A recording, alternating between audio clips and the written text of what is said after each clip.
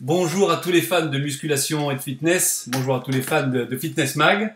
Je vais présenter juste à la fin notre ami, mon binôme, mais vous le connaissez maintenant très bien. On est très contents tous les deux d'aborder, avec quelques jours de décalage, ce débrief, le troisième déjà, sur Monsieur Olympia 2017. Cette vidéo, vous l'attendez depuis quelques jours déjà, vous n'arrêtez pas de nous relancer pour la faire. Vous voyez, il est 17h16, comme je le fais souvent, en Corse. Il est 8h, je crois, et quart, donc on a 9h d'écart à Portland, dans l'Oregon. On s'est débrouillé par rapport à nos familles respectives, nos emplois du temps, pour pouvoir le faire. Donc soutenez-nous à bloc, mettez des pouces, partagez, likez, commentez, parce que ça nous a fait super plaisir, cet engouement et ce partage colossal qu'il y a eu pour les dernières vidéos qu'on a fait ensemble. Donc aujourd'hui, pour parler de cet événement, le Super Bowl, dans la partie musculation, ce qui nous passionne, vous qui nous écoutez, Mousse, qui est avec moi donc aujourd'hui, eh bien je viens de citer son prénom, c'est le champion, mon ami Mousse El Bakouchi, qui va nous donner son point de vue, un point de vue d'expert, mais un point de vue, et je termine là, de quelqu'un qui était sur place, extrêmement bien placé, alors qu'on entend tout et rien sur Internet. Bien sûr, tout le monde a le droit de s'exprimer, mais parler en connaissance de cause. Donc aujourd'hui, je vais parler un peu moins, je vais commenter avec toi, mais c'est surtout toi qui auras la parole. Donc bonjour Mousse. Bonjour Eric, bonjour aux internautes, aux gens qui nous suivent. Et effectivement, un grand merci pour les deux derniers podcasts qu'on a fait sur Rich Piana et Dallas McCover. Donc c'était vraiment gentil, tous les messages qu'on a reçus, les likes. Donc si vous aimez, je pense qu'on va continuer à faire ça pour vous faire plaisir et continuer à partager surtout notre passion avec vous. Parce que le premier but, c'est surtout ça, c'est partager la passion et donner au retour ce que ce sport nous a pu donner. Exactement. Et pour aller dans ton sens, je me dis que, tu sais, on a eu 20 000 vues. C'est pas tellement 20 000, 2 000, 4 000, 10 000. Partager à ceux qui aiment vraiment, moi j'appelle ça les véritables passionnés. Ça montre simplement que les gens ne sont pas des imbéciles, ne sont pas idiots, quoi. Ils ne sont pas forcés d'être d'accord avec nous, ne sont Bien pas obligés d'aimer. Mais quand tu reçois que des messages effectivement d'amour, 99,9%, c'est vrai. Super. C'est vraiment ça, parce qu'on n'est pas les seuls à penser ça. Et c'est ça qui fait vraiment plaisir et chaud au cœur. Encore merci donc à tous ceux qui nous écoutent aujourd'hui. On a préparé des fiches. Moi j'ai préparé, vous savez, un podcast comme ça se bosse. Et mine de rien, vous allez voir, j'ai pas mal d'infos sympas. Je pense que je vais bien vous illustrer aussi. J'ai récupéré des vidéos de Monsieur Olympia, nos propos. Donc moi ça va être en travail, donc post-production comme on dit. Mais je vais essayer de vous faire ça rapidement pour qu'aujourd'hui jeudi on filme. Demain, vendredi ou samedi au plus tard, vous avez la première partie et 2 jours plus tard, la suite. Donc... La petite fiche à moi était petite. Oui, mais bon, toi, tu étais sur place. Alors, d'abord, dans l'ordre, on s'est mis d'accord avec Mousse pour essayer de tenir les délais. On va essayer de faire 20-25 minutes, 2 épisodes. Qu'est-ce qui se passe, Mousse, dans l'IFBB? Tout le monde parle de cette rupture qu'il y a entre l'IFBB pro-amateur avec la NPC. Explique-nous un petit peu ce que toi tu as compris de cette histoire-là et ce qui se passe réellement. Je pense que je vais résumer ça en 2 clans. Il y a la mafia espagnole, Rafael Santora, il y a la mafia américaine de Pittsburgh, Jim Manion. Jim Manion, donc tout ce qui est la ligue, oui, c'est les enfants. Ouais. Voilà. Donc je pense qu'il y a eu quelque chose qui s'est passé un petit peu avant. Mais par contre, le week-end d'Olympia, cette année, ils ont organisé le Mister Olympia amateur. Ouais. Pour la première fois. D'accord, on est bien d'accord. Le Mister Olympia amateur a démarré, je crois, 2 jours sur jeudi et vendredi. Et ce qui s'est passé apparemment, c'est que l'IFBB International, on est bien d'accord que le président de l'IFBB International, c'est Rafael Santora. La Pro League, le président, c'est Jim Manion. Jim Manion, voilà. Chez nous, on appelle ça, dans le reste du monde, on appelle ça l'IFBB amateur. Ouais. D'accord. Aux États-Unis, la NPC, c'est exactement la même chose. C'est le côté amateur. Le national. Et c'est par le NPC qu'on accède aux cartes pro.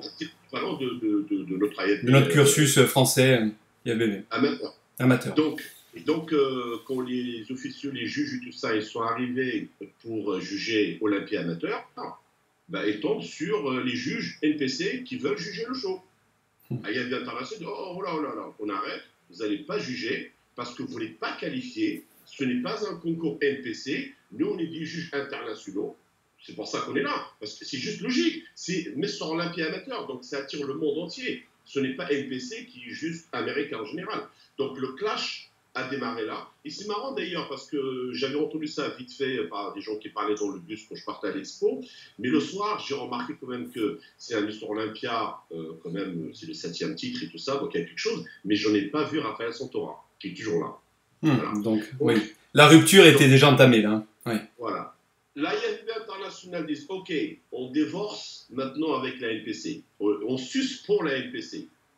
Du côté américain, Jim Manion, qu'on a envoyé la lettre, il dit que OK, la NPC se retire. Tu vois, on n'a pas dit, ouais, voilà, on a été viré. Oui, oui. Maintenant, ce qui s'est passé, donc, la Pro League, qui est Jim Manion, le côté professionnel, reconnaissent toujours la NPC, reconnaissent les 5 compétitions qualifiées pour devenir professionnel, mais par contre, là, ils tranchent la gorge à Santora, parce que maintenant en France et dans le reste du monde, c'est terminé. Tu ne peux pas passer professionnel en gagnant le championnat du monde. Tu ne peux pas passer professionnel avec l'Arnold Classic, ceci, cela. Non, c'est terminé. Maintenant, en fait, ce qu'ils vont faire, c'est qu'ils vont planter différentes compétitions NPC dans le reste du monde où c'est maintenant, par exemple, tu sais, un mec qui vient de la NABA ou de la WABA, et ben, tu vas organiser un concours qui est qualifié pour la Procard, et ben, tu travailles avec la NPC, tu travailles avec Jim Manion. Ça fait que Rafael Santora, maintenant, il se retrouve sans rien. Il n'y a aucun moyen maintenant de passer professionnel. Ou, je pense... Incroyable. Encore une fois, tu as parlé de mafia, excusez-moi, c'est exactement le mot. Hein. C'est exactement ça, parce que c'est la même maison qui a un qui tire à droite, un qui tire à gauche. Tu vois. Donc maintenant, ce qui va être bien, je pense que les gens du reste du monde, ils pourront venir ici aux États-Unis, participer au fameux concours NPC, qui est le niveau national. Qui était réservé qu'aux Américains. Voilà. Donc maintenant... Et Rafael Santora, je pense, il a déjà commencé à monter une ligue professionnelle. C'est pour ça, d'ailleurs, je n'avais pas vraiment compris la dernière fois. J'ai vu mon ami Eric Cagnard qui a posté qu'il y avait une carte IFB, Super League ou je ne sais pas quoi. Tu as un système de points et plus tu as de points, plus tu gagnes de l'oseille. Moi, je comprends que dalle. Hein. Je n'ai pas vraiment suivi. Hein. Ouais. Ça devient compliqué, Mousse. Hein. Je ne sais pas si ceux qui nous écoutent sont d'accord. Ça ne change rien, mais par contre, ça ouvre énormément de portes, effectivement, aux gens qui sont à l'extérieur pour venir ici espérer de passer professionnel. Mais honnêtement, pour moi, si, comment ça s'appelle, Rafael Santora, c'est un millionnaire, il a de l'oseille. Il a, je ne sais pas combien de pays qui le suivent, je crois, je ne sais pas, 170, 180, je ne sais pas exactement. S'il n'est pas con et qu'il monte une catégorie professionnelle en changeant les critères, tu vois, parce qu'aujourd'hui, tout le monde en a marre du groupe. Ouais. C'est pour ça que le classique physique commence vraiment à exploser. Et crois-moi, d'ici 4-5 ans, ça va être un truc phénoménal. On va en parler juste après. Oui, oui. Monte un truc avec limite, avec retour en arrière, des bouts physiques, tout ça, ça pourra cartonner parce qu'il y aura beaucoup de gens qui vont le Pourquoi pas? Alors du coup, pour finir, ce divorce-là aura peut-être des conséquences positives. Merci pour toutes ces infos. Oui. Au mois de novembre, entre le 24 et le 26, ce sera le premier concours San Marino qui sera qualificatif pour la nouvelle séparation et le côté écrit. Ça fait partie de ton petit Bristol, de ta fiche. merci pour l'info. Comme ça, les gens, voilà, en savent un petit peu plus. On voulait démarrer, Mousse et moi, par les men's classiques. Alors, on va devoir aller un peu vite parce qu'on a pris déjà un peu de temps pour parler de cet événement qui est très important au sein de l'IFBB. Parler des men's classiques, parler d'un plateau de 35 concurrents, j'ai regardé, hein, pour pas dire de bêtises. Donc ça fait le 4e titre pour Jérémy Buendia. Voilà. Qu'est-ce que tu en penses, toi? Honnêtement, je n'en sais rien. J'ai pas vu. Donc alors, moi j'ai à peine regardé pour pouvoir en parler là. Le physique, pour moi, il n'a pas trop changé d'année en année. Il reste quand même très, très volumineux. Il surclasse, je pense, les autres. C'est le physique qui a cheval quand même à la limite de cette catégorie-là. Hein. La seule chose que je ne comprends pas, en général, c'est toujours Jérémy Buendia que je vois sur Instagram et tout ça. Je n'ai jamais compris pourquoi aller chercher cette qualité, cette fibre et tout ça, une semaine, 2 semaines avant Olympia, le jour d'Olympia, c'est plus la même personne. Oui, et d'ailleurs, ça, on va reparler pour les autres catégories parce que moi, j'étais, mais écran interposé, un petit peu choqué de la qualité qui est allée en s'amenuisant sauf chez les classiques physiques. Mais on y revient juste après. Donc, excusez-nous pour ceux qui aiment les men's classiques, mais moi, je passe volontairement parce que malheureusement, le temps nous est compté. Dans l'ordre, on voulait passer aux classiques physiques. Alors, je sais pas comment on va répartir les deux vidéos, mais il est vrai que quand on voit Breon Ansley, mais moi, je m'attarde plus visuellement sur Chris Bumstead, je sais pas comment on le prononce. Ouais, Bumstead. Waouh, là, pendant qu'on parle, j'essaie d'incruster leur entrée sur scène, les posings, enfin en tout cas, ou les comparaisons, je verrai comment je peux faire, c'est magnifique. Je pense que je me l'avais parlé un petit peu quand j'étais là-bas, mais comme je t'ai dit, je crois que ça fait plus de 15 ans que j'ai pas eu la chance de coup. Quand j'ai vu les mecs rentrer effectivement sur scène avec la grâce, avec la classe, commencer à faire le posing, ça fait une éternité que j'ai pas vu un beau posing. Et franchement là, c'était juste magnifique. Ce mec-là, là, Chris Bumstead, c'est juste, ça va être, tu sais quoi, l'année prochaine. Oui. En plus, il a la gueule. Cover model, il va en faire partout des couvertures. Si en plus les autres ils sont tous petits, lui il est grand, je crois, il fait 6'1", ça doit faire peut-être 1m85. Tu vois, il a pour 101 kg, 224 livres. Je vais citer, tu verras à chaque fois les poids, je les ai récupérés, je les ai traduits, comme ça nous donne des idées un petit peu de comparaison. C'est pas loin de 100 kg. C'est ça. Je crois que c'est 5. Tu vois, mais le mec, quand il est sur scène, mon Dieu, quand tu fais son dorso de face, t'as vu les dorsaux qu'il a, t'as vu les pectoraux, t'as vu la ligne. Le vacuum, Mousse, le vacuum. J'ai retrouvé bien sûr, du Frank Zane, du John Defendis, tu sais, ces fameuses poses où tu vois les serratus, les dentelés, donc, et le vacuum bien creusé, une dureté, des séparations musculaires, enfin, vraiment une belle qualité. Jusqu'à la qualité de peau, tout était parfait. Cet athlète, elle arrive de nulle part. Tu vois, il bombe tout de suite deuxième à magnifique. Oui. Voilà. Donc ça va être une question de temps. Brian, il est bien. Brian a fait la différence, comme tous les champions le font, c'est de dos. Malheureusement, le dos de Chris n'est pas encore vraiment sorti du four. C'est vrai. Voilà. Je ne suis pas vraiment fan de Brian. De face, ça va. En plus, c'est une façon de poser, de se tenir qui est vraiment extraordinaire. Mais c'est juste une question de temps. J'étais pas... Désolé pour les kids. Oui, on entend le bébé. Ça, c'est l'âge du 2 ans. On commence un petit peu. Ouais, moi, déjà, à 10 mois, c'est pas mal. Toi, à 2 ans aussi. J'étais pas surpris du classement de Danny Hester. Donc, je savais que l'année dernière, c'était juste exceptionnel. C'est la première fois.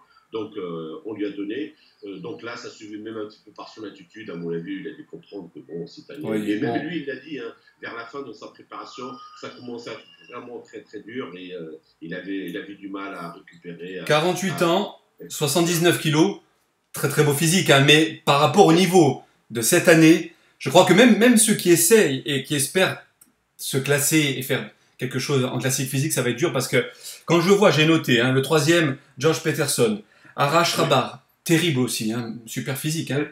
Et il est venu un tout petit peu lourd. Oui, pas aussi près que les autres, Donc pour moi, les deux premiers, on peut pas les bouger, c'était vraiment impressionnant. Donc très très dur pour les autres. Et tu l'as dit, Danny Hester, beau physique, mais la comparaison, elle peut plus tenir par rapport à ces gars-là devant. Tu ne peux pas comparer un gamin de 23 ans, frais, avec une super belle ligne, avec un athlète extraordinaire, mais de 47 ans, 48 ans. C'est pas la même chose. En plus, tu vois, le mec fait un double biceps, tu vois tout de suite, ça s'élargit, ça s'ouvre. Il a une certaine profondeur au niveau de la cage thoracique. C'est pour ça que le fameux vacuum, ça lui va très bien. Tu vois, donc c'est juste, il y a des choses qui sont génétiques, tu ne peux rien y faire. Qu'est-ce que tu as pensé à un moment, j'incruste pendant qu'on parle le post down. Et quand tu vois toutes ces personnes donc, se mettre à genoux, enchaîner avec des super poses comme on a apprécié il y a 20 ans en arrière, on a eu l'impression d'avoir un flashback, hein, une fameuse machine à remonter le temps dont je parle dans certaines de mes vidéos. Moi aussi, j'ai eu la chair de poule parce que c'est pas exagéré ce que je dis, parce que les véritables passionnés se retrouvent dans notre discours. J'ai eu l'impression vraiment de retrouver, à part les cuisses qui sont beaucoup plus volumineuses, et bon, on voit qu'on est dans les années, enfin, dans le 21e siècle, hein, mais on a retrouvé cet esprit-là en tout cas. Il y a un petit peu plus de volume et une meilleure sèche. Ouais. Effectivement, les années 70, les Frank Zen, les Danny Pedea. Ils ont tous des cuisses énormes là, hein, sur scène hein, quand même. Hein. Oui.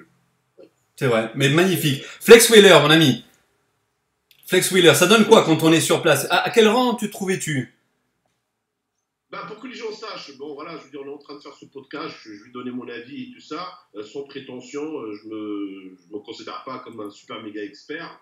Je pense quand même que j'ai 25 ans d'expérience derrière moi, mais je reste quand même assez humble. Le placement que j'ai, c'est le meilleur qui peut exister. Les juges, ils sont placés au 6e rang. Moi, je suis placé au 4e.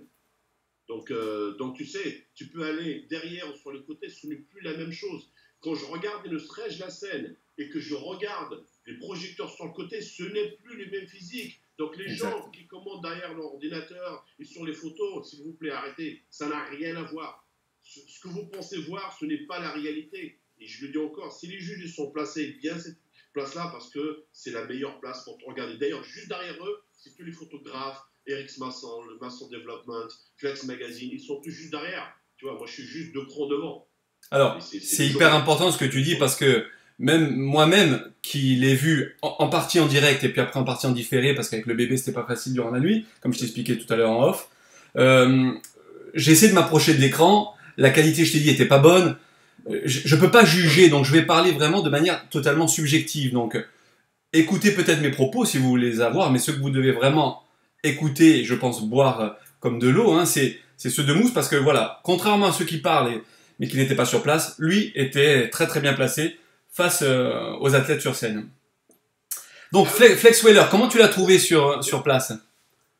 Même des fois, les gens, tu vois, tu prends une photo, et tu regardes la photo, tu te dis, mais c'est pas possible, ça ne reflète pas la réalité. Ce n'est pas moi, je suis largement meilleur que ça. Ne serais-je dans ta salle de bain, tout seul avec ton téléphone, appareil photo. Alors imagine à ce niveau-là. À ce niveau-là. Alors, Flex Wheeler, bah, déjà, j'ai eu la chance de le voir juste après le pré-judging, parce que le pré-judging c'était au salon de l'expo, donc j'ai pas pu voir ça, donc j'ai été le voir, j'ai demandé ce qu'il en pensait et combien il était, donc c'est là où j'ai parlé avec lui, et j'ai parlé avec le fameux fils de Bolo Young, qui est son année, qui j'ai vu la photo que tu as postée. Oui, donc il m'a dit voilà, que bien, qu'il pensait être peut-être dans le top 10, et je lui ai dit c'est Flex. Je m'en fous de ce qui peut se passer aujourd'hui ou demain. Pour moi, tu resteras toujours le bon Flex Wheeler des années 90. Il était vraiment très, très, très touché, très gentil. Mais le soir, quand je l'ai vu, je ne vais pas mentir, j'ai pleuré.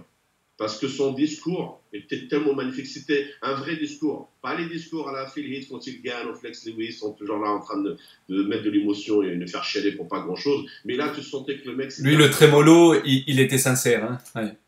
Voilà, tous les gens qui ont pu critiquer, oui, Flex Wheeler va revenir, qu'est-ce qu'il va faire, ce ne sera pas le Flex Wheeler d'avant, mais c'est business, ceci, cela. Non, il y a un petit peu de business, c'est clair que ça attire toujours de la lumière, mais faire ça à 52 ans, avec tous les problèmes de santé qu'il a eu, avec un seul rein, et que sa préparation pouvait être stoppée à n'importe quel moment si les résultats sanguins auraient pu monter ou quelque chose qui passait. Parce que rien que l'entraînement, ne parlons pas de produit, rien, ça met énormément de stress sur les reins.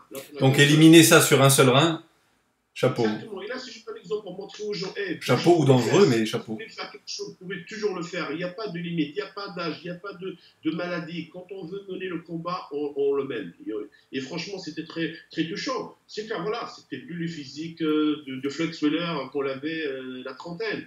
Tu vois, mais voilà, un physique respectueux pour un mec de 52 ans. C'est clair, voilà, il s'est classé 15e, il a dû battre 4 mecs, mais ils s'en foutaient de ça. C'était juste pouvoir montrer aux gens, il y a lui-même, je suis encore capable de le faire. Il a dit maintenant, voilà, j'ai trouvé la diète qui me va, parce qu'avant, c'était, comme d'ailleurs Sean Ray aimait beaucoup le dire, il était dans le canapé en train de manger du popcorn toute l'année. Là, au moins, je pense qu'il va trouver une motivation, reprendre un physique plus ou moins propre. Et encore une fois, pour tous les passionnés que nous sommes, quel plaisir, des années plus tard, jamais on n'aurait cru qu'on reverrait sur la scène d'Olympia Kevin Levrone ou Flex Wheeler. Donc, pour les jeunes qui découvrent, regardez-le aujourd'hui, mais regardez surtout ce qu'il était dans les années 90. Il aurait dû être Monsieur Olympia, donc il appelle Uncrowned King, donc le roi non couronné. Exactement. Voilà, ceux-là, ils sont 4. Flex Wheeler, Kevin Levrone, Sean Ray, Lila Brother. Ça, c'est les 4 personnes qui auraient dû être Monsieur Olympia. On va. J'ai fait une photo avec lui là, mais j'ai une ancienne photo que j'ai faite avec lui il y a très longtemps au salon du Bourget. Donc le Flex Wheeler, très arrogant, pas une bonne personne, et tout ça avec un Flex Wheeler, avec l'âge. Avec tout ce qui s'est passé, ses accidents, ses opérations. L'âge, les accidents, l'expérience, parfois ça te casse et tu redescends sur terre et tu restes humble. Et ça, il ne faut jamais l'oublier. Très bon message encore à faire passer. On passe au 212 maintenant. Au 212, Nous, bien sûr, je pense que ceux qui nous écoutent s'intéressent au lourd, donc peut-être vous l'aurez dans la deuxième partie, hein, il va falloir patienter. Il va falloir liker vraiment un paquet, hein, il faut partager. Il faut nous aider, il faut nous encourager, même si on n'a pas besoin de ça. Alors, les 212, moi j'ai noté un James Lewis que j'ai trouvé, mais je ne parle encore une fois qu'avec mon regard derrière un écran, de manière subjective, un peu plus lisse. Toi qui étais sur place, il remporte d'accord un énième titre, mais toi sur place, comment tu le juges, Flex Lewis? Même s'il est complet, s'il est encore lui le plus complet et de dos il bat encore tout le monde, même s'il y a du lourd hein, avec Ashnani, avec José Ramon, un bloc, un rock. Parle-moi d'abord de Flex, du vainqueur. Flex, toujours égal à lui-même, ouais. Tu as tout à fait raison, le physique n'était pas exactement le même physique de l'année dernière, et je pense l'explication est toute simple. Après la mort de Dallas, ça l'a beaucoup affecté. Voilà. Après la mort de Dallas, comme tu sais, quand parfois le malheur arrive au même temps, il y a eu les inondations en Floride. Lui, il habite en Floride. Donc, du coup, il était obligé de prendre sa femme, son gosse, tout le monde, et se barrer. Beaucoup de stress, beaucoup de... Ouais. Dans la préparation, le stress et tout ça. Donc, ouais, le physique est toujours là. Il a toujours ce qu'on appelle le flou. Tu sais, la ligne, tu sais que tout va bien ensemble et c'est comme ça qu'il fait la différence. Donc là, il est 6 fois 212 Olympia champion. Ahmad Ashkanani, donc il fait deuxième. Un haut énorme, tanké, c'est un bulldozer. Il est très petit. C'est cette différence, je pense, qui fera qu'il n'arrivera pas à gagner face à un Flex Lewis. C'est tout dépend qui peut se montrer, mais moi, honnêtement, ça a été un vol. Parce que le deuxième, c'était... Ramon José Ramon, d'ailleurs, il était vraiment fâché. Mais sinon, des fois, les juges ne comprennent pas vraiment ce qu'il fait parce que son souhait, son rêve, il a dit ne me comparez pas à Flex, comparez-moi à Ashkanani. Ils ne l'ont jamais fait. Ils ne l'ont jamais. Parce que tu sais, tu peux mettre un mec ici, c'est pas une comparaison. Il faut les mettre tous les deux à côté. C'est comme ça qu'on sort qui c'est le meilleur. Et ça n'a jamais été fait. José Ramon, il n'a jamais été aussi déchiré que là. Ouais. À 212 avec un vacuum terrible, dodo super, ok, d'accord, le dos de Ashkanani il est magnifique, il est épais et tout ça, mais au niveau des détails, au niveau de l'ensemble, ça ne valait pas José Ramon, tu vois. Et c'est vrai que de face, Ashkanani ça choque, le bas, c'est ouais. Pas ça. Alors, pour Ashkanani, il y a le bas. Et Ramon, tu crois que c'est pas moi j'ai vu, confirme-moi, une taille qui est assez épaisse qui lui casse un peu la ligne à José Ramon. Tu crois que c'est ça qui lui en fait payer? Non, c'est clair que sa ligne n'est pas la meilleure, mais si maintenant on juge... La balance générale, ouais, la symétrie. Désolé, j'y vais pour José Ramon. Ok, je suis d'accord. Tu vois ouais. Tu sais, surtout que l'année dernière, il n'était pas au top. L'année dernière, il y a beaucoup de gens qui ne le savaient pas. Il ne faisait pas vraiment les jambes. Il avait un problème au genou, il s'était fait opérer. Donc, au niveau d'entraînement, ce n'était pas terrible. Là, cette année, il a vraiment tout donné. Et surtout que lui aussi, il a envie de monter une famille. Je crois que ce sera soit cette année, soit l'année prochaine, et c'est terminé. Donc, du coup, il stoppera. Ouais. Donc, c'est vrai. Donc, classement qui aurait pu se jouer... oui, peut-être... Les gens commentaient, en fait. Hein, ceux qui écoutaient la vidéo, donnez-nous votre avis par rapport au classement des 212. Rapidement, sur David Henry, constant, lui aussi. Hein. Il y a des gens comme ça. Hein. Très constant, mais le problème, c'est voilà, quand les jambes... Toujours en décalage par rapport au buste qui est colossal, lui aussi. C'est un peu comme Ashkanani. Il y a cette disproportion. Ouais. Quand tu rentres sur scène, le corps il est regardé en forme de X. Pour ça, on dit que c'est les abdos qui flashent les premiers, les épaules et on descend sur le sud des cuisses. Là, malheureusement, le haut est tellement gros que le bas il n'a pas ce fameux galbe de la partie externe des cuisses. Et ça, c'est soit tu l'as pas.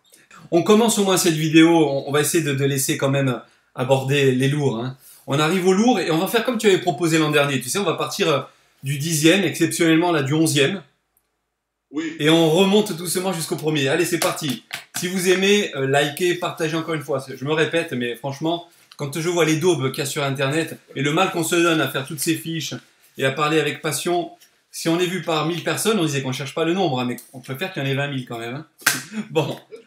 Allez, alors on part du 11e. C'est notre ami Lionel Beyeke. Moi, je l'ai félicité par message interposé. Toi, je sais que tu as eu la chance. Tu vas m'en parler juste après. Tu vas nous en parler juste après de partager un bout de taxi avec lui. Donc, pas mal en discussion.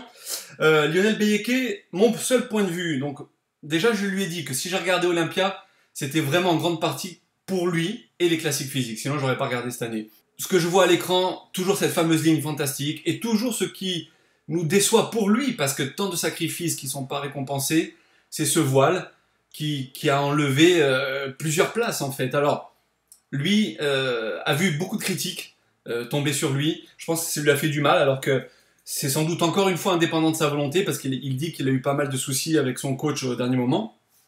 Allez, parole à Mousse, donne-nous les détails de ce que vous avez pu vous dire tous les deux. Ben écoute, moi ça fait des années que j'ai pas vu Lionel et que j'ai pas vraiment échangé avec lui. Donc effectivement oui, j'ai eu de la chance juste en descendant par le checking, l'ascenseur il s'ouvre et je vois Lionel en face de moi. Ah bon, c'est Lionel. Donc on a discuté un petit peu. J'ai dit bah, écoute si tu veux on peut partager le taxi pour aller à l'aéroport parce qu'on y va tous à l'aéroport. Donc on a pu échanger. Sur le physique, malheureusement. Par la rétention d'eau qu'il faisait, ben, tu voyais qu'il était vraiment volumineux et bien galbé. Donc ça c'est la qualité du Lionel. Mais le problème, c'est qu'il fait sa qualité, il fait son défaut. Parce que cette rondeur est là par la rétention d'eau. Mais une fois qu'il vire vraiment l'eau, on n'a pas vraiment encore vu ça, c'est pas la même chose. Même si quadriceps qui se trie tout le temps, d'ordinaire, c'était pas le cas. Non, voilà, c'était pas le cas. Donc sa place est justifiée. J'ai vraiment un petit peu de la peine pour lui, mais j'ai compris en discutant. Je ne sais pas si les gens savent qu'il est préparé par Georges Farah. Georges Farah, il est, je crois, en phase terminale d'un cancer du côlon. Donc faire un suivi, faire une préparation, c'est pas ça qu'on m'a dit de Lionel. Tu sais, souvent il est shooté avec les médicaments. Il ne doit pas être lucide, il ne doit pas savoir ce qu'il fait, ni rien. Donc, et Lionel, comme on a dit, il est vraiment loyal à lui, il est fidèle, il ne veut pas le virer quoi que ce soit, il attend que ça vienne de Georges. Moi, à la place de Georges, sachant qu'il a ces problèmes graves de santé, il doit dire à ses clients, ok les gars, je ne peux plus vraiment vous suivre, on arrête. Parce que c'est juste dommage pour Lionel, enfin, qu'il a trouvé un préparateur pour l'aider, parce que les deux premiers concours, quand même, il l'a ramené dans une bonne... C'est vrai. Bonne condition physique. Que là, bon, ça... C'est dommage, ouais. Surtout qu'il avait dit lui-même qu'il avait une superbe préparation. Ça s'était super bien passé. Donc c'est dommage, c'est le final. Hein, parce que lui, avec un final en termes de perte d'eau, enfin de qualité musculaire et de peau plaquée, il fait très mal. Hein. Il ferait très mal. Ouais. Santé, il m'a dit, Mousse, mais je les ai. Je suis près de mon but. C'est clair, mais malheureusement, cette couche de zone, si tu ne trouves pas la clé, c'est très dur. Il sera toujours au même classement. Mais je souhaite vraiment d'attraper parce que le physique, il est magnifique. Il peut faire quand même... il peut être dans le top 4, top 5 sans problème. Après, c'est tout est bon, les périodes et qui sont les athlètes qui sont là. Donc, oui, un peu triste pour lui de ce côté-là. Mais s'il nous écoute, en tout cas, ou si on lui partage le moment, le timing de la vidéo, ben, Lionel, sache que nous, en tout cas, voilà, on est fiers de toi, de tout ce que tu as accompli et tout ce que tu vas accomplir encore. Et je suis sûr qu'il y a de belles choses à venir. Alors là, tu sais quoi, je ne savais même pas qu'il était seul. Si j'ai reçu, j'aurais contacté s'il avait besoin de quoi que ce soit. J'étais à l'hôtel, au même hôtel, j'aurais pu lui apporter mon coup de main. Parce que je vais juste ouvrir une petite parenthèse par rapport à ça, aux gens qui ne savent pas. C'est scandaleux ce qui se passe dans ce sport. C'est honteux, c'est lamentable. Comment les dirigeants d'IFBB qui se font un argent mais énorme, les athlètes, le monde entier se déplacent pour venir les voir. La terre entière les suit. Tu sais, l'argent, tout ça, moi je m'en fous. Je paye quand même mes places $1 600 tous les ans pour regarder. Ouais, c'est énorme.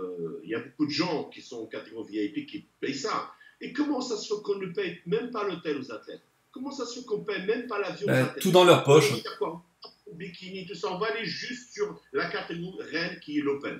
Ça leur coûte quoi? Je vois un mec comme Lionel qui se déplace tout seul, il n'a pas de sponsor. Il m'a dit, c'est minable, Mousse, c'est minable. À ce niveau-là, c'est comme tu disais, c'est le Super Bowl en musculation. Voilà. T'as nuit d'hôtel qu'on leur paye leur billet. C'est pas normal. Et c'est bon. C'est quoi? C'est le seul sport minable où l'athlète est obligé de payer pour participer, la fameuse carte, tu payes $200, et tu payes ceci, tu payes cela, et après tu dis monsieur au revoir, rendez-vous l'année prochaine. C'est juste scandaleux. Maintenant, par exemple, on voit par exemple, ok, Félix, il est parti avec $400 000, mais il n'est pas parti avec $400 000, il part avec $200 000 parce qu'il y a les impôts c'est 50%. Donc c'est quoi 200 000 $? Pour tout ça. Et tant de Pour risques. tout ça. Tout ça. Alors, on passe, parce que malheureusement, on doit avancer. Mais Mousse et moi, on savait que sinon, on pourrait rester 2-3 heures à parler. Hein. On verra comment on s'organisera dans le futur, parce que je sais que vous êtes nombreux à nous demander le binôme, le binôme, le binôme. J'entends que ça, le binôme, le binôme. Qu'on s'entend bien, que ça passe bien. Donc, il est vrai qu'on s'entend super bien. On va essayer de multiplier ça. Puis, je vous réserve moi, mes fameux concepts de vidéo dont Mousse est au courant, dans lequel Mousse va intervenir. Vous verrez ça, surprise. Alors, 10e, Cédric Macmillan. Énorme, toujours hyper élégant, malgré une masse gigantesque, mais alors qu'est-ce qui lui est arrivé? Quand je regarde, j'ai l'impression qu'on est presque à une démonstration. Tu sais, quand on va dans un show X ou Y et qu'il est en démo. Un guest posing, voilà, cherchez le terme. Déjà, honnêtement, voilà, du premier jusqu'à Lionel, j'ai rien à dire, le classement, c'est le classement parfait. Il y a juste entre le 7 et le 8, j'aurais pu faire un petit peu l'inverse. Donc, Cédric Macmillan, mon Dieu, je pense que ça doit être un casse-tête pour son préparateur. Son préparateur, c'est Chris Aceto. Ouais. Je ne dis pas ça juste de moi-même, je dis ça parce que ça sort de la bouche de Chris Aceto. Cédric n'en fait qu'à sa tête. Oui, il a été interviewé juste à la sortie, en fait, par Eric Muscle, tu sais, Palumbo, et ils ont beaucoup discuté de ça. Il n'en fait qu'à sa tête. Voilà, c'est ce qu'il va. Il est conscient lui-même que avoir les fesses striées, cette qualité, c'est très dur. Il a dit que je sois à 300 pounds ou que je sois à 260 pounds, il a la même qualité. Donc cette année, il a dit quoi? Tu sais quoi? Eh ben, je vais arriver gros comme une maison et on verra ce qui va se passer. À propos de gros, excuse-moi, juste, j'ai oublié, pour Lionel, 264 livres, 119 kilos. Cédric Macmillan, 280 livres, 127 kilos. Donc il y a quand même 8 kilos d'écart. Ouais, il est plus grand. Et autre chose qu'il ne faut pas oublier par rapport à Cédric, il faut lui tirer le chapeau, c'est un mec qui a un boulot à plein temps. Le mec, il est soldat. Donc tu vois, il ne fait pas que manger, s'entraîner, dormir. Ouais. Le mec, il va sur le terrain, il va faire des sorties, il va ceci, il va cela. Donc c'est très compliqué pour lui. Tout ça, hein. C'est compliqué. Donc c'est un des seuls qui a un vrai boulot et un boulot qui n'est pas facile. Simplement, maintenant, voilà, je pense que, tu sais, lui, il est un petit peu contre tout ça et il préfère présenter le physique qui lui plaît. Que ça plaise au juge, tant mieux, ça ne plaise pas, bon, bah tant pis. Donc, classement justifié. Voilà, il a pris son chèque, il y avait des gens qui commençaient à siffler, il a gardé son sourire, il est parti, on l'a bien vu, il a fait la petite blague au mec qui remet le chèque, il a tiré sur lui pour le serrer contre lui. Je crois même Bob Chiccherolo, je ne sais pas ce qu'il a dû lui dire en partant, il le regarde, il fait shut up. Il est équivalent de Farnard. Oui. Par contre, une petite parenthèse, parce que c'est un peu le dénominateur commun de tous les athlètes. Moi, j'ai été choqué. On va en parler peut-être sur certaines personnes. J'ai été choqué par ces ventres qui sortent encore plus que les années précédentes. J'incruste une photo, tu sais, du sando qui a été fait, je sais pas par qui, pardon, mais en tout cas, elle s'est propagée comme un virus. On aurait dit un Bouddha. Exactement. Alors, j'ai même j'ai poussé le truc pour les internautes qui nous écoutent aujourd'hui. Je mets une photo que j'ai récupérée de Phil Heath où on voit un montage avec son ventre qui sort. Certains sur internet, parmi mes amis, ont dit ça doit être un montage. Je regarde, je dis pour en avoir le cœur net, je reprends la vidéo, je refais un montage. Alors j'ai pas les mêmes séquences, mais j'incruste maintenant la deuxième photo. Et en effet, c'est pas aussi poussé que celle qui circule sur les réseaux. Mais quand même, j'ai pas fait exprès, hein, j'ai pris des séquences normales, tu les verras toi au montage. Le ventre par moment, c'est quelque chose d'affolant, hein, chez Hit, mais chez les autres aussi. Donc, avant de détailler sur chacun d'entre eux, puisque moi j'aimerais le dire pour chacun d'entre eux, je le dis une bonne fois pour toutes, j'ai été choqué par ça. Je pense qu'on va garder ça. Allez, alors on le garde pour les autres. Je ne prononce pas le nom du 9e, je dis juste Josh. C'est Josh Leonardowitz. Voilà, bah tu le prononces bien. 122 kilos, moi je me suis noté, impressionnant, mais le niveau est tellement haut, par rapport encore une fois à lui, hein, il n'a pas la ligne des autres, si tu veux. Tu vois, il est tanké, c'est un bulldozer, etc. Par contre, il est prêt. Hein, Qu'est-ce que tu en penses? Pour Josh, je pense que pareil, au niveau émotionnel, ça ne peut pas être facile parce que. C'était aussi, oui, il a fait sa vidéo par rapport à la mort de Dallas. C'est pas chez lui, c'est pas son pays, c'est pas son élément, donc ça devait être un petit peu dur. Mais ce qui m'a un petit peu encore c'est de la peine pour lui, c'est qu'il me faisait penser à un ami à moi avec qui on a fait pas mal de compétitions, c'est Jamal El Garbi. Toujours ce corps énorme, très veineux, qui fait beaucoup l'illusion parce qu'être veineux, ça ne veut pas dire que tu es sec, mais il avait cette couche d'ozone sur tout le corps. Tu sentais que tu voyais le liquide subcutané qui va entre la peau et le muscle. S'il virait ça, oh mon Dieu, tu vois, les fesses, c'était pas ça, mais dès qu'il tirait, tu voyais... Oui, moi c'est juste ce que j'ai vu en vidéo, que j'incruste d'ailleurs. Ça fait illusion en effet ces veines. Moi quand je vois ça en vidéo, ça fait illusion. Ah oui, ça fait illusion. Donc tu vois, dès qu'il tire, les veines partent partout. Tu vois, mais tu la vois, et franchement, tu sais, c'est une petite vague entre les muscles et la peau. Et sincèrement, de toi à moi, qui aime les physiques lignés, tu en penses quoi de lui? Sincèrement. Ah, c'est un... Bah écoute, oui, je suis pas fan de sa taille. Je suis pas fan de la ligne de ses pectoraux. Hein. Ça apprécie moi. Ouais. Je n'aime pas quand les pectoraux sont séparés. Sont séparés, ça. Un peu à la Thierry Pastel, tu vois. Ouais. Tu vois encore ses pectoraux. Je suis pas fan de ça. Mais sinon, c'est un sacré gabarit. Hein. On avait dit l'an dernier, c'était un peu le style, tu sais, de Yates de l'époque, hein. En envergure. Non, pas aussi balèze, mais dans la structure, en fait. Oui. Ou plutôt, tu sais, un Gunther. Oui, Gunther Schellkamp. Ouais, ok. Alors, pour ceux qui ne connaissent pas, tapotez sur Google. Mais je pense que ceux qui nous écoutent connaissent. On passe au 8e.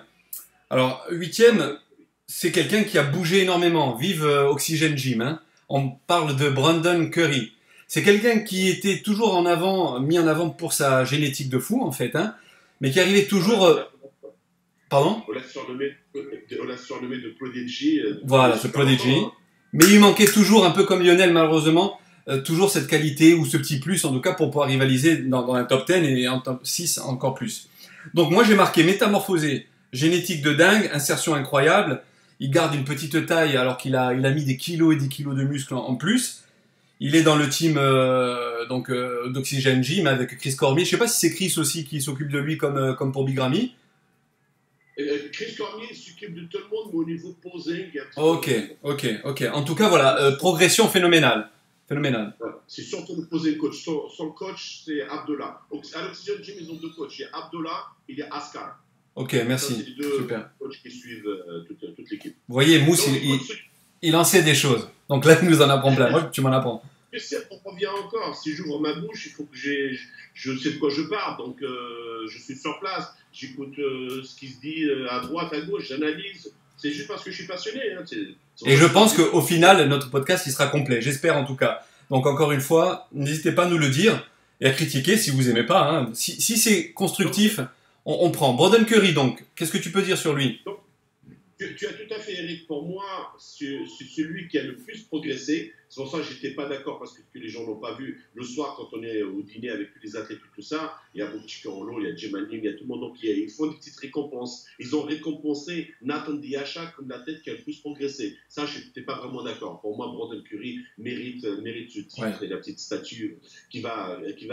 Non, rien à dire, magnifique. Son double biceps dodo est extraordinaire. Tout, la qualité, la ligne, la symétrie, ce paquet au double biceps de face encore. L'équilibre, quand on dit ça, c'est l'équilibre entre le ratio bras, épaules, pectoraux. Creusé, magnifique.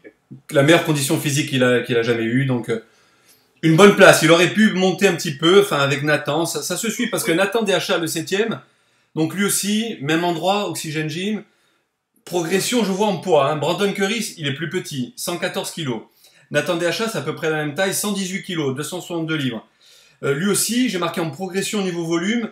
J'ai noté dorsaux, haut, contrôle de la taille, ok, j'ai noté. Et lui contrôle bien sa taille, tu vois. Mais je trouve que voilà, ce long buste, les dorsaux assez hauts, ça le pénalise quand même. Surtout de face. Ouais. Surtout de face, avec le double biceps de face, tu vois effectivement que l'attachement des dorsaux, il est vachement haut. Mais sur le niveau dureté, au niveau qualité, c'est super. Et je crois, alors je ne sais pas exactement, il a dit qu'il avait pris 17 pounds.